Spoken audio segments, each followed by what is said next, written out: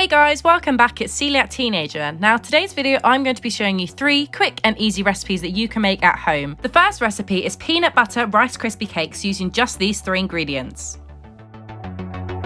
The first thing you're going to do is put half a cup of honey into a bowl.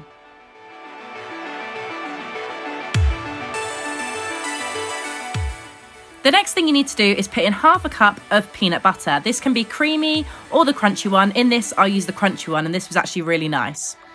Then you need to put it in the microwave for about 40 seconds and mix it all together so that it's all combined.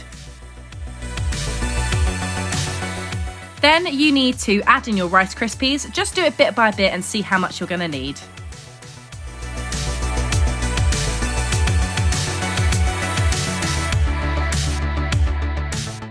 Now you need to line your baking tray and put in the mixture. Now I forgot to show this in the ingredients, but you can also use a bit of Nutella and melt it in the microwave and put this on top. You could use normal chocolate, but I didn't have any left, so I used Nutella. But this is just an added bonus if you want a bit more chocolatey taste. Now you need to put them in the fridge and leave them in there for a couple of hours so they harden, and then get them out 2 hours later. And voila, there you go. You've made your own Rice Krispie cakes. How simple and easy was that? But honestly, they are the tastiest things ever. Okay, so the next recipe we're going to be making is chocolate chip cookies. Okay, so the ingredients you're going to need is some flour, some butter, some caster sugar, some chocolate chips, some vanilla extract, an egg, and some baking powder. Preheat your oven to 170 degrees. In a bowl, you're going to weigh out 110 grams of butter and 160 grams of sugar, and you're going to mix that together so it's all combined.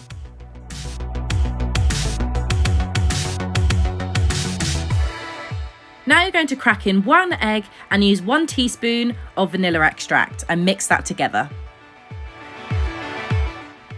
Now add in 50 grams of chocolate chips or chocolate. You can add in more if you want, but that's how much I used. Next you need half a teaspoon of baking powder and 150 grams of flour. Now mix all of that in together. Now it should become this doughy texture. Next up, get yourself a baking tray, put some parchment on and line it with butter. Then roll your cooking mixture into balls and separate them on the baking tray so that they don't all squish together. Then into the oven at 170 degrees for 10 to 12 minutes. And there you go, you've made your own cookies. They are so tasty, I loved these.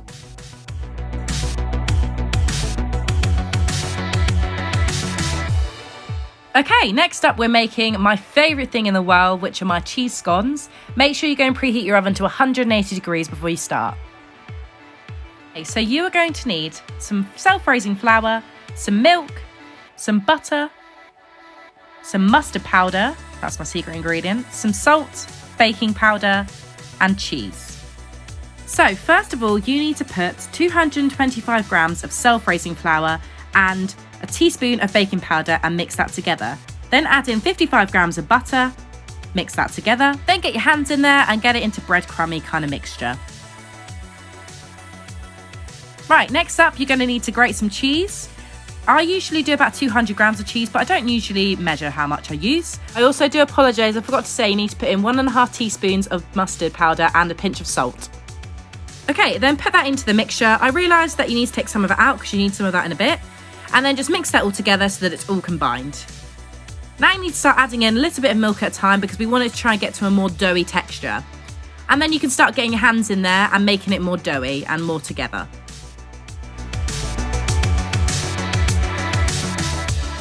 Okay, on a baking tray you need to get some parchment paper and then grease it with a bit of butter. I realised I used way too much, you don't need this much.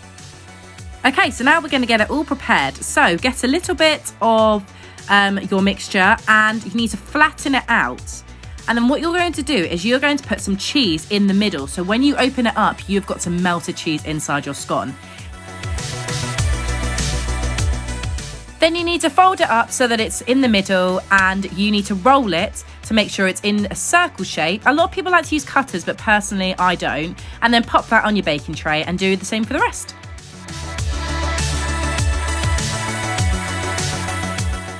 Then if you have any leftover cheese, you can put it on top because it's the nicest thing when you put it in the oven and it comes out all golden on the top.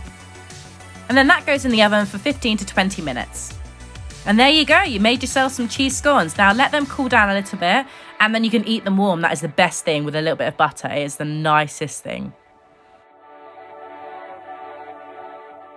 Okay guys, I hope you enjoyed the video and learning how to make 3 really easy recipes. I hope you're all doing well and I'll see you in my next video. Bye!